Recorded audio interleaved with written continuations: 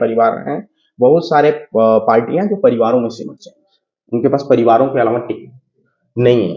जी। उत्तर प्रदेश में कांग्रेस पार्टी लंबे समय तक संघर्ष की है और बहुत सारी सीटें ऐसी हैं जहां पे हम शायद जो हमारे गठबंधन के साथी हैं उनसे ज्यादा मजबूत हैं। जो दलित समाज के मुद्दों पे बात ना करके इधर उधर की बातें हो रही हैं। कोई धर्म के नाम पे बात कर रहा है, कोई बात कर रहा है कि किसी किताब में, किसी धार्मिक किताब में क्या बात है। आप दलित अधिकार मांग पत्र लाए हैं, यात्रा चला रहे हैं, राजस्थान में आपकी सरकार है और अगर वहां पर एट्रोसिटीज की बात की जाए दलित पिछड़े समाज पर, तो खासकर दलित समाज पर राजस्थान में एक बड़ी संख्या में एट्रोसिटीज होती है। उत्तर प्रदेश में जो दलितों के मुद्दे हैं, जो दलितों का उत्पीड़न हुआ है, जो दलित समाज की चिंताएं हैं, अगर उन चिंताओं पर, उन मसलों पर बहन जी सोचें। नमस्कार, मेरा नाम है गौरव पाल, आप देख रहे हैं राजपथ। इस समय मैं अनिल यादव जी के साथ में हूँ। अनिल यादव उत्तर प्रदेश कांग्रेस कमेटी के प्रदेश महासचिव बने हैं और इससे पहले भी तमाम पदों पर उत्तर प्रदेश कांग्रेस कमेटी के रह चुके हैं। अभी हाल ही में हमने एक खबर चलाई थी जिसमें हमने बात की थी कि उत्तर प्रदेश पीसीसी का नया गठन हुआ है, नए पदाधिकारी जो हैं वो बनाए गए हैं, जिसमें 130 नाम शामिल थे। उनमें से प्रदेश महासचिव पद पर अनिल यादव जी का नाम भी शामिल था।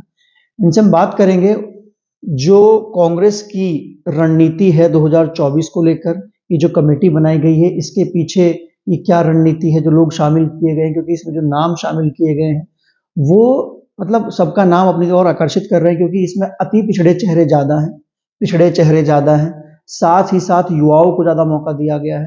तो कांग्रेस अब पिछड़ों और अति पिछड़ों के सहारे, युवाओं के सहारे इस रणनीति पर चल रही है। तमाम उन चीज़ों पर बात होगी। कांग्रेस की जो दलित गौरव यात्रा चल रही है उस पर बात होगी और जो आगे क्या नाम है लोकसभा चुनाव को लेकर जो भी समीकरण बन रहे हैं सब चीज़ों पर बात होगी। अनिल जी, आपका स्वागत है राजपथ पर। जी, आपका बहुत खैर मकदम है हमारे ऑफिस में। अनिल जी, सबसे पहले शुरुआत करते हैं कि 130 नामों की जो लिस्ट आई है इसमें कहा गया है कि 50% से ज़्यादा, अमूमन 60% युवाओं को मौका दिया गया है।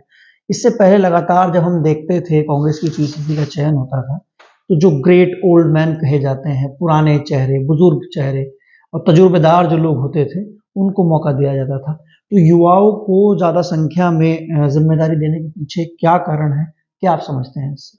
देखिए, कांग्रेस पार्टी ने पिछले साल एक बैठक की थी। उदयपुर में एक चिंतन शिविर हुआ था और मुझे अवसर मिला था कि उत्तर प्रदेश के तरफ से जाने का। मैं डेलीगेट था उत्तर प्रदेश की तरफ से और पूरे देश से बहुत महत्वपूर्ण और बहुत कम लोग उस शिविर में बुलाए गए थे। उस शिविर के अंत में बहुत सारे फैसले लिए गए थे जो हिंदुस्तान की राजनीति के साथ ही साथ कांग्रेस के अंदर एक क्रांतिकारी इंकलाबी बदलाव की तरफ इशारा कर रहा था। और उसमें एक फैसला हुआ था कि 50% जो पद हैं, जो चुनावी राजनीति में टिकट बढ़ते हैं, वो नौजवानों को देंगे और उनकी एज 50 साल से कम होनी चाहिए। उत्तर प्रदेश में इसके पहले चूंकि हम लोग ऑर्गेनाइजेशन का काम करते थे और हमारी जनरल सेक्रेटरी श्रीमती प्रियंका गांधी थी, उत्तर प्रदेश में हम लोग ये प्रयोग करके गए थे कि नौजवानों को मौका देना। तब भी उत्तर प्रदेश में नौजवानों की तादाद जो है, जिनकी उम्र 50 साल से कम थी, उनका उनका परसेंटेज जो है वो 60% से अधिक था। इस बार 67% जो है ऐसे लोगों को बनाया गया है जिनकी उम्र जो है वो 50 से नीचे की है और उसमें करीब 30 या 32% तो ऐसे हैं जिनकी उम्र 40 से कम है। जैसे हम जैसे नौजवान हैं 40 से नीचे के हैं और हम लोगों को अहम जिम्मेदारी दी गई। जी। अच्छा, क्या आप मानते हैं कि जो बुजुर्ग चेहरे, तजुर्बेदार चेहरे जो हुआ करते थे उनकी वजह से पार्टी कहीं नुकसान उठाना पड़ा पिछले काफी समय में, कुछ समय में, जैसे 8 से 10 साल का हम समय देखें तो? नहीं, ऐसी बात नहीं है। जो हमारी कमेटी आई है उसमें बहुत सारे ऐसे लोग हैं जिनके पास तजुर्बे हैं, तो हम अपना संगठन तजुर्बे और संघर्ष की बदौलत चलाना चाहते हैं कि एक तरफ जो तजुर्बे वाले नेता हैं जिनके पास 40-40, 50-50 साल का एक्सपीरियंस है। जैसे हमारे यहाँ एक उदाहरण के नाम, अगर उदाहरण का नाम के तौर पे नाम लें तो हमारे यहाँ सोहेल अंसारी साहब हैं, विधायक रहे हैं। या फिर आप पश्चिमी उत्तर प्रदेश में देखें कि पश्चिमी उत्तर प्रदेश में भी बहुत सारे ऐसे चेहरे हैं, जो सुभाष शर्मा जी हैं, काफ़ी मतलब 65 साल एज है और करीब पश्चिमी उत्तर प्रदेश में इसके पहले भी वो सक्रिय रहे हैं। हरप्रकाश जी हैं, तो ऐसे बहुत सारे नाम हैं जो जिनके पास बड़े तजुर्बे हैं। राकेश राठौर जी हैं 2 बार के विधायक। तो ऐसे लोगों को भी शामिल किया गया है जिनके पास तजुर्बा है। तो हम ये चाहते हैं कि ये ऑर्गेनाइजेशन जो संगठन है वो तजुर्बे के साथ साथ संघर्षशील होना चाहिए, इसलिए नौजवानों को भी जगह दी गई है और तजुर्बा जिनके पास अनुभव है राजनीति का, सियासत का, उनको भी एक अहम जिम्मेदारी दी गई है। जी।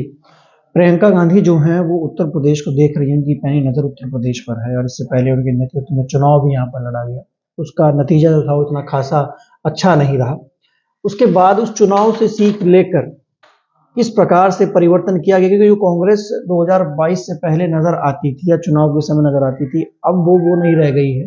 कांग्रेस अब उत्तर प्रदेश में आक्रामक नजर आती है। भाजपा हो या फिर अपने ही गठबंधन के साथी सपा हो, उस पर भी आक्रामक नजर आती है। तो क्या बदलाव हुआ है और क्यों ये मतलब इतनी आक्रामकता क्यों आई? देखिए, आक्रामकता की बात नहीं है। और वो जो 2022 का चुनाव था, 22 के चुनाव के पहले हमने बहुत संघर्ष किया और शायद उत्तर प्रदेश एक ऐसा इकलौता राज्य था जिसने अपना 1 साल ऑर्गेनाइजेशन बिल्डिंग में लगाया था और हम लोगों ने उत्तर प्रदेश में प्रियंका गांधी के नेतृत्व में हमारे पास 76 जिला की यूनिट है। 75 जिले हैं लेकिन 76 यूनिट है, क्योंकि हमारे यहाँ इलाहाबाद एक बड़ा जिला है, वहाँ 2 जिले हैं और शहर कमेटियां हैं 57। उसके गठन के लिए हमारी प्रियंका गांधी, हमारी जो जनरल सेक्रेटरी थी, वो करीब हजारों लोग से मिले। मुझे याद है कि करीब 1800 लोगों का इंटरव्यू अकेले प्रियंका जी ने किया था और उत्तर प्रदेश में 840 ब्लॉक थे। उन ब्लॉकों का गठन हमने करवाया। 8131 के आसपास न्याय पंचायत थी, उसका गठन किया। तो हमने पूरी ताकत लगाई थी। लेकिन चुनाव चूंकि पोलराइज हो गया और पोलराइजेशन इस कदर था कि 2 बातें जनता में चल रही थी, या तो भारतीय जनता पार्टी को हराना था या तो जिताना था। तो उस पोलराइजेशन का हमें नुकसान उठाना। रही बात, अब हम तब भी लड़ रहे थे और हम आज भी लड़ रहे हैं। चाहे आप देख लीजिए, उत्तर प्रदेश में आदिवासियों का सवाल हो, किसानों का सवाल हो, दलितों का हो, पिछड़ों का हो, कोई ऐसा मुद्दा नहीं था। सीए एनआरसी के मसले पे जब सारे नेता गुणागणित लगा रहे थे कि इसमें जाने से हमें नुकसान होगा कि फायदा होगा, तब हमारी नेता उत्तर प्रदेश का कोई ऐसा जिला नहीं बचा था। इवन आजमगढ़ जैसे जिले में, जहां हम जानते थे कि यहाँ में कुछ भी नहीं मिलने वाला है। और मुझे आजमगढ़ की एक घटना याद है और मैंने ये बात कहीं नहीं कही। और जब हम आजमगढ़ गए थे, तो जब प्रियंका गांधी वापस आ रही थी, जो कि मेरा गृह जनपद था, तो एक माइनॉरिटी के बड़े चेहरे, उन्होंने मुझसे कहा कि अनिल, इस दौरे की सबसे खूबसूरत बात यह थी कि प्रियंका गांधी जानती थी इस बात को कि अगर कल चुनाव हो जाए तो शायद इस बूथ पे हम नहीं जीत पाएंगे, लेकिन वो यहाँ इंसाफ के लिए लड़ने आई थी और ये साबित करने आई थी कि हम जो है इस देश के संविधान के प्रति, इस देश में जो अकलियत समाज के लोग हैं उनके प्रति हमारा कमिटमेंट है। तो उन्होंने एक बहुत अच्छी टिप्पणी की थी कि ये लॉन्ग टर्म का एजेंडा है। वो तो काफी हम जगह उत्तर देखने को प्रदेश मिलता है। में लंबी दूरी का लंबा प्लान लेके आए हैं जी। और उत्तर प्रदेश में हम संघर्ष करें। आप इंडिया गठबंधन की साथी है समाजवादी पार्टी, भी सवाल पे आ ही जाते हैं। पिछले दिनों हमने देखा मध्य प्रदेश चुनाव से पहले और खूब बयानबाजी हुई कांग्रेस की तरफ से भी, सपा की तरफ से भी। सपा के राष्ट्रीय अध्यक्ष अखिलेश यादव उस बयानबाजी में कूदे। इधर से जो आपके प्रदेश अध्यक्ष हैं अजय राय, उनकी तरफ से बयानबाजी हुई। कमलनाथ जो कि मध्य प्रदेश से आते हैं, उनकी तरफ से। तो ऐसा क्या हुआ कि एकदम से तो सब साथ नजर आ रहे थे कि एकदम से तो बिखराव लगने लगा और आज तक वो चीजें बिखरी हुई नजर आती देखिए, हैं? चुनाव है, चुनाव में इन सारी चीजों को, हर चुनाव में ऐसी चीजें सामने आती हैं और गठबंधन है, गठबंधन आगे भी चलेगा, उम्मीद है हमें। लेकिन उम्मीद है। जी, उम्मीद है हमें कि आगे रहेगा और मजबूती से हम 2024 में लड़ेंगे। जो भी चुनाव के दरमियान जो भी कुछ हुआ, खास करके कांग्रेस पार्टी, मध्य प्रदेश में हम लोगों का ऐसा मानना है कि मध्य प्रदेश में हम मजबूती के साथ लड़े हैं और मध्य प्रदेश में सरकार बनाएंगे। मध्य प्रदेश में हम ये चाहते थे कि भारतीय जनता पार्टी किसी तरीके से हारे। हम कोई रिस्क नहीं लेना चाहते थे। मैं कोई टिप्पणी नहीं कर रहा हूँ, समाजवादी पार्टी उत्तर प्रदेश की बड़ी पार्टी है, लेकिन आपने देखा होगा कि उनकी लिस्ट आई और बहुत सारे लोग चुनाव के ऐन वक्त पे भाजपा में चले गए। तो इस बात की कौन सी गारंटी थी कि वो जीत कर भारतीय जनता पार्टी के पक्ष में नहीं अरे जाएंगे? आपके गठबंधन के साथी थे, अगर 2 सीट दे देते, 3 सीट दे देते तो क्या दिक्कत हो रही थी? देखिए एक मैसेज भी चला जाता कि गठबंधन मजबूत है। देखिए सीटों की बात है कि भाई कांग्रेस पार्टी उन इलाकों में जहां ये सीट क्योंकि मांग रहे पहले वहां पे हैं, जनाधार सपा का रहा है। कुछ सीटें थी जो भी उस समय बड़े लोगों की जो भी बातें हुई थी, क्योंकि मेरा उत्तर प्रदेश में हस्तक्षेप रहता है, मैं उत्तर प्रदेश का छोटा सा एक कार्यकर्ता हूँ, जी। तो मुझे मध्य प्रदेश की राजनीति में क्या हुआ क्या नहीं हुआ मुझे इतना मालूम नहीं है, लेकिन मध्य प्रदेश में जो भी बातें चल रही थी कि इतनी सीटों पर शायद समाजवादी पार्टी नहीं मानी या हमारी पार्टी के लीडरान उतनी सीट देने की मतलब पक्ष में नहीं थे जितना ये लोग डिमांड कर रहे थे, इसलिए वहां पे चीजें नहीं बन पाई। ये समस्या तो यहाँ 24 में भी आ जाएगी उत्तर प्रदेश में। देखिए 24 में बहुत सारे लोग, बहुत पत्रकार लोग और बहुत सारे लोग इस बात को कहते हैं कि उत्तर प्रदेश में कांग्रेस पार्टी हाशिए पे पार्टी है, उसकी मतलब उसका जनाधार नहीं रहा है। लेकिन हम उत्तर प्रदेश में 2-3 चीजें आपको बात कहना चाहते हैं कि उत्तर प्रदेश में 2009 बहुत पुरानी बात नहीं, 2009 में हम उत्तर प्रदेश की सबसे बड़ी पार्टी थी। अगर आप जी। लोकसभा के नजरिए से देखेंगे तो बहुत पुरानी बात नहीं है और उत्तर प्रदेश में हमने संघर्ष किया है। उत्तर प्रदेश की जनता, आप पूरे उत्तर प्रदेश में घूमिए, खास करके दलितों, पिछड़ों, माइनॉरिटी, मुसलमानों में, आपको लगेगा कि कांग्रेस पार्टी के प्रति लोगों का रुझान बढ़ा है। लोग उम्मीद भरी नजरों से राहुल गांधी जी को, प्रियंका गांधी को, मल्लिकार्जुन खड़गे के नेतृत्व को देख रहे हैं। तो उत्तर प्रदेश में जो भी होगा, जितनी सीटें मिलेंगी, गठबंधन किस तरीके से होगा, अगर नहीं होगा तो क्यों नहीं होगा, ये सारी चीज उत्तर प्रदेश के कार्यकर्ताओं को, उत्तर प्रदेश के नेताओं को नहीं तय करना है। ये तय करना है हमारी सेंट्रल लीडरशिप को, हमारे केंद्रीय नेतृत्व। क्योंकि अखिलेश यादव बार बार एक चीज बोलते हैं कि हम उस फॉर्मूले पर काम कर रहे हैं जो जहां मजबूत है वो वहां का डिसाइड करेगा, और वो बोलते हैं कि उत्तर प्रदेश में हमसे मजबूत कोई नहीं है आंकड़ों के तौर पर। राजनीति आंकड़ों से नहीं, वो आंकड़ों की बात करते हैं। आंकड़ों से नहीं चलती राजनीति। बहुत सारे लोग आते हैं, बोलते हैं आपके पास कैंडिडेट कौन है। अगर उत्तर प्रदेश में हम पॉलिटिकल पार्टियों के कैंडिडेटों की बात करेंगे तो बहुत सारे परिवार हैं, बहुत सारे पार्टियां जो परिवारों में सिमट जाएंगी, उनके पास परिवारों के अलावा टिकट नहीं है, किसको लड़ेंगे, कौन लड़ेगा, वो अलग बात है।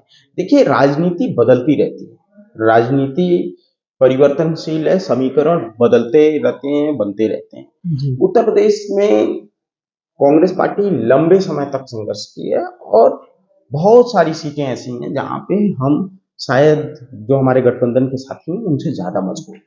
अच्छा, अभी कांग्रेस ने मान्यवर काशीराम के जो जन्म दिवस था उसके उपलक्ष्य में शुरुआत की थी। जन्मदिन नहीं, उनके परिनिर्वाण, हाँ परिनिर्वाण, माफ कीजिएगा, परिनिर्वाण दिवस के मौके पर दलित गौरव यात्रा की शुरुआत की। कांग्रेस क्या बसपा के बिना अब जो दलित वोट है उसमें सेंध लगाने की कोशिश कर रही है? क्या उनको अब नहीं लग रहा है कि बसपा हमारे साथ गठबंधन में नहीं आ रही तो छोड़िए, अपने दम पर अब जो दलितों का वोट है उसको अपने पक्ष में करने की कोशिश कर रहे हैं? ये इसको दूसरे नजरिए से आप देखिए, जो मैं बात शुरू में आपसे कह रहा जी कि प्रियंका गांधी जब आजमगढ़ में गई तो एक आदमी ने कहा कि लंबी सोच का नतीजा है कि प्रियंका गांधी यहाँ आई है, वो सिर्फ चुनावी राजनीति का हिस्सा नहीं। उत्तर प्रदेश में जो हम लोग मान्यवर कांशीराम के परिनिर्वाण दिवस से शुरू किए हैं दलित गौरव संवाद, उसमें यात्रा एक हिस्सा है, वो एक पूरा प्लान है जिसमें लोगों से बातचीत है, यात्राएं हैं, हर लोकसभा पे जो है एक कोर ग्रुप का गठन है। तो ये एक लंबी श्रृंखला है और इसको हम लंबे समय तक, हमारा तो पहले टारगेट 40-45 दिन का था, लेकिन जब हम समाज के बीच में गए, हमारे पास हम एक फॉर्म भरवा रहे हैं, ये दलित अधिकार मांग पत्र है, इसको हम भरवा रहे हैं। इसमें हम 5 मांगे दलित समाज से जानना चाहते हैं कि उनकी 5 मांगे क्या हैं, समस्या क्या है, 5 बातें आप अपने समाज की बताइए। और उसमें हम पूरा उनका नाम लेते हैं, ग्राम लेते हैं, ब्लॉक लेते हैं, उनका नंबर लेते हैं, किस व्यवसाय से जुड़े हैं, जिला कहाँ है, विधानसभा, जो जिससे हम फॉर्म फिलअप करवाते हैं। और वो जो है, जो प्रभावशाली लोग हैं दलित समाज के, जिनकी पकड़ है समाज पे, जो लोग सियासत को जानते हैं और दलित समाज के फ्यूचर को लेके, उनके भविष्य को लेके चिंतित है, हम ऐसे लोगों को उत्तर प्रदेश में 2 लाख लोगों तक हम एक संवाद स्थापित कर रहे हैं। और उसके साथ ही साथ हम जो है उत्तर प्रदेश के पहले हमारा प्लान था कि 4,000 चौपालें करेंगे, लेकिन हम अब 8,000 चौपालें कर रहे हैं। 8,000 8,000 चौपालें उत्तर प्रदेश के दलित बाहुल्य गांव में कर रहे हैं, और वो बिल्कुल सिस्टमेटिक ढंग से कर रहे हैं। वो उत्तर प्रदेश कांग्रेस कमेटी से बाकायदा एक लिस्ट जाती है जिला कमेटी में कि भाई इस विधानसभा में फर्ज करिए कि आजमगढ़ की निजामाबाद विधानसभा है, उस विधानसभा में 20 जो दलित बाहुल्य गांव है उसकी सूची प्रदेश कार्यालय से आजमगढ़ भेजी जाती है कि भाई इन्हीं 20 गांवों में आपको चौपाल करनी है। इस तरीके से उत्तर प्रदेश में 8,000 चौपालें प्लान कर रहे हैं, वो अगले 1 महीने में हम कंप्लीट करेंगे।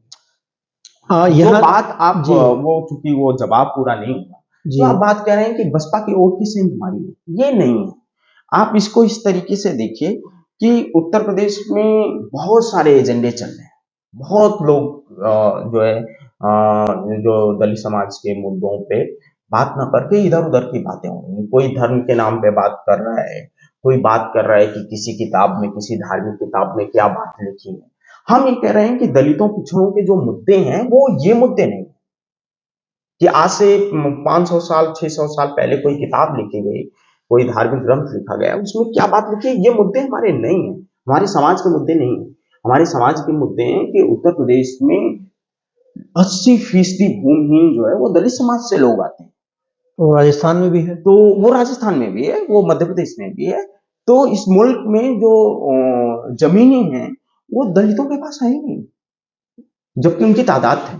तो हम ये चाहते हैं कि जो दलितों को उनकी जमीन का हिस्सा मिले, उनका हक मिले। हम चाहते हैं कि जो 0 फीस पे एडमिशन होता था दलित समाज के बच्चों का, जी आप सोचिए कि बीएड करने के लिए अगर एक प्राइवेट स्कूल किसी दलित समाज के बच्चे को मिल जाती तो उसको 60,000 रुपया फीस देनी पड़ेगी, वो कहां से लाएगा। आप देखो कि इस देश में जो जीवन प्रत्याशा है वो साउथ अफ्रीका जैसे देश से 10 साल कम है। ये जो लोग दवाई बिना, दर्पण बिना मर रहे हैं, एड़ियां रगड़ के मर रहे हैं, किस जाति, किस समुदाय के लोग हैं? उनको स्वास्थ्य सुविधाएं क्यों नहीं मिल रही? दलित तबके सर सवाल एक और, ये सारे मुद्दे, ये सारे मसले हम चाहते हैं कि उत्तर प्रदेश की राजनीति का केंद्र बने। जी, तो इसलिए हम ये एजेंडा लेके आए हैं, और हम चाहते हैं कि दलितों के एक पॉजिटिव, एक सकारात्मक एजेंडे पे बातचीत हो, और वो 2024 के चुनाव में हो, 27 के चुनाव में हम चाहते हैं कि हमारे जो सकारात्मक समाज के मुद्दे हैं वो राजनीति के केंद्र में आए। इसलिए हम ये आप दलित अधिकार मांग पत्र लाए हैं, यात्रा चला रहे हैं, राजस्थान में आपकी सरकार है, और अगर वहां पर एट्रोसिटीज की बात की जाए दलित पिछड़े समाज पर, तो खासकर दलित समाज पर राजस्थान में एक बड़ी संख्या में एट्रोसिटीज होती है। मैं अभी राजस्थान चुनाव कवर करके आया हूँ, वहां सबसे बड़ा मुद्दा जो है वो दलितों के साथ हक अधिकार का है। तो वहां पर आपकी सरकार है, यहाँ तो आप सरकार में भी नहीं है, तो वहां पर आपने काम क्यों नहीं किया इस मुद्दे को लेकर? देखिए, मैंने आपसे एक बात कही शुरू में कि मैं उत्तर प्रदेश का एक छोटा सा कार्यकर्ता हूँ, और मेरी इच्छा है और मैं कोशिश हम करते हैं कि जो हाशिए के लोग हैं, जो दलित हैं, पिछड़े हैं, अकलित समाज के लोग हैं, उनके हक अधिकार की बात हो। लेकिन ये सिर्फ हिंदुस्तान में, पूरे हिंदुस्तान में ये सिर्फ राजनीतिक मुद्दा नहीं। मैं ये नहीं कह रहा हूँ कि सरकार की जिम्मेदारी नहीं थी कि वो रोके, सरकार को रोकना चाहिए, उसका कमिटमेंट। लेकिन हिंदुस्तान में जो दलितों के ऊपर उत्पीड़न है, पिछड़ों के साथ भेदभाव है, वो सिर्फ राजनीतिक कारणों से नहीं है, वो सामाजिक कारणों से नहीं है। तो एक लंबा सामाजिक संघर्ष का भी आंदोलन हमें चलाना पड़ेगा। जैसा कि बाबा साहब कहते थे कि इस देश में जो है वो राजनीतिक लोकतंत्र तो आ गया है, लेकिन सामाजिक लोकतंत्र आना बाकी है। तो एक लंबी लड़ाई है, इसके लिए सरकारें भी जिम्मेदार हैं। अगर राजस्थान में ऐसा हुआ है तो राजस्थान की सरकार कहीं ना कहीं जिम्मेदार जरूर होगी। हम चाहते हैं कि दलितों, पिछड़ों, दलित समाज के जो लोग हैं उनको हक अधिकार मिले। इसीलिए हमारे नेता राहुल गांधी जी, प्रियंका गांधी जी लगातार देखिए कि नारे लगा रहे हैं कि जातिगत जनगणना हो, जितनी संख्या भारी उसकी उतनी हिस्सेदारी। तो ये सारी चीजें सिर्फ राजनीतिक कारणों से नहीं है। हम हिंदुस्तान में बदलाव चाहते हैं, हिंदुस्तान का समाज बदलना चाहते हैं। आपने जातिगत जनगणना की बात की, बिहार में जातिगत जनगणना हुई, और बिहार में जिस प्रकार से आरक्षण को लेकर बात हो रही है, तो मेरा अनुमान यह है कि बिहार में अब राजनीति की जो पिच है वो पूरी बदलने वाली है। राहुल गांधी देश में जातिगत जनगणना की बात कर रहे हैं, और एक जो पिछड़ा दलित पॉलिटिक्स है उसको लेकर चल रहे हैं। भाजपा भी कहीं ना कहीं पिछड़ा दलित पॉलिटिक्स में सेंध लगाने को लेकर लगी हुई है। तमाम दल, अखिलेश यादव पीडीए की बात करते हैं। तो क्या 2024 में जो दलित पिछड़ा पॉलिटिक्स है, जो दलित पिछड़ा वोटर है, वो सेंटर में नजर आ रहा है? तो ऐसे में गठबंधन जो है आपका वो तैयार है, ठीक है, आगे उसमें जो पार्टी बढ़ेंगी वो तब की बात है। लेकिन बसपा जो उत्तर प्रदेश में एक सीट जीतने के बाद भी 13% वोट सिक्योर करती है, 13.5%, आप उसको नजरअंदाज नहीं कर सकते, क्योंकि वो अपने आप में एक बड़ा दल है। जब उसने सबसे कमजोर चुनाव लड़ा तो 13.5% वोट सिक्योर किया। अगर वो मजबूत चुनाव कहीं लड़ गई गठबंधन से बाहर रहकर, तो खेल खराब कर सकती है। नहीं, देखिए, मैं जब बोलता हूँ तो तथ्यों के साथ कोशिश करता हूँ कि मैं तथ्यों के साथ बोलूँ। बिल्कुल कर सकते हैं, इसमें दो राय नहीं है। उत्तर प्रदेश के दलित समाज की सबसे बड़ी नेता और एक राजनीतिक कार्यकर्ता की हैसियत से बहुत दिल से मैं उनका सम्मान करता हूँ, बहन जी का। उत्तर प्रदेश में जो दलितों के मुद्दे हैं, जो दलितों का उत्पीड़न हुआ है, जो दलित समाज की चिंताएं हैं, अगर उन चिंताओं पर, उन मसलों पर बहन जी सोचेंगी, अगर हिंदुस्तान के संविधान के बारे में सोचेंगी, दलितों के उत्पीड़न के बारे में सोच नहीं रही है अभी, आपको लगता है ऐसा? नहीं, आप ऐसा नहीं कह सकते हैं। मुझे नहीं लगता है कि जो नेता जमीन से उठकर गया होगा वो सोच नहीं रहा होगा। ये गलत बात है। किसी नेता के बारे में इस तरीके की टिप्पणी करना बचकानापन माना जाएगा कि आप वो नहीं सोच रहे। ऐसा नहीं होता है। जो जिस समाज से उठ के जाता है उस समाज के दर्द वो हमेशा अपने दिल में महसूस करता है, मेरा अपना ऐसा मानना है। तो जो दलितों का उत्पीड़न है, दमन है, उनके जो मुद्दे हैं, उनकी जो बदहाली है 10 सालों में जो हुई है मोदी जी के सरकार में आने के बाद, तो अगर इन सारे मुद्दों पर वो ध्यान देंगी, सोचेंगी, तो मुझे लगता है कि वो भारतीय जनता पार्टी को हराने के लिए हम सारे लोगों की मदद करेंगे और हमारी हिस्सेदार बनेंगे। बात चल रही है कोई? ये बात मैं नहीं कह सकता हूँ कि बात चल रही है कि नहीं चल रही है, क्योंकि वो बड़े लोगों की बात है। हमारी पार्टी के जो हाईकमान के लोग हैं या बसपा के जो लोग होंगे, वो लोग बात कर रहे हैं कि नहीं कर रहे हैं, मेरे संज्ञान में नहीं। क्योंकि मध्य प्रदेश चुनाव से मैं आया हूं और राजस्थान चुनाव से मैं आया हूं, और बसपा सुप्रीमो लगातार कांग्रेस पर आक्रामक रही है, भाजपा पर आक्रामक रही है, कांग्रेस पर आक्रामक रही है। तो वहीं अगर कांग्रेस की तरफ से देखा जाए तो कांग्रेस की तरफ से सपा पे वो आक्रामकता नजर आती है, गड्ढों की गठबंधन की साथी है। लेकिन बसपा को लेकर कांग्रेस का जो संगठन है, कांग्रेस के पदाधिकारी हैं और स्टेट के नेता हो या सेंटर के नेता हो, उस प्रकार से टीका टिप्पणी नहीं करते हैं और आक्रामक नहीं नजर आते। तो क्या आप, ऐसा तो नहीं है कि स्पेस बना रहे हैं बसपा के लिए, सपा को दरकिनार कर, और ये चाह रहे हैं कि जो बसपा सुप्रीमो बहन जी वो नाराज ना हो जाए, इस हिसाब से बच रहे हैं? नहीं, देखिए, जो मतलब एक लंबी लड़ाई है बसपा से, सपा से, इस तरीके की हमारी कोई लड़ाई नहीं। हमारी लड़ाई जो है अभी ये है कि 24 में हम इस जो फांसीवादी सांप्रदायिक ताकत सत्ता में बैठी हुई है उसको हम हराएं। तो हमारी प्राथमिकता ये है। रही बात की टीका टिप्पणी की बात की बसपा पे टिप्पणी नहीं होती है, वो सब राजनीतिक मसले हैं, राजनीतिक समीकरण है, लोग उस हिसाब से भी टीका टिप्पणी नेता लोग करते हैं, मुझे ऐसा लगता है। जी, तो ये थे हमारे साथ अनिल यादव जी, जो कि उत्तर प्रदेश कांग्रेस में महासचिव हैं, और इनसे हमने तमाम मुद्दों को लेकर बातचीत की। जो नई कमेटी बनी है उसको लेकर बात की, जो उत्तर प्रदेश और देश की राजनीति में इस समय जो दलित पिछड़ा जो है वो सेंटर में आ रहा है, कैसे वो सेंटर में आ रहा है, जातीय जनगणना, तमाम मुद्दों पर बात की। आपको ये बातचीत कैसी लगी वो कमेंट कर जरूर बताइएगा। वीडियो को लाइक कीजिएगा, चैनल को सब्सक्राइब कीजिएगा और देखते रहिएगा राजपथ।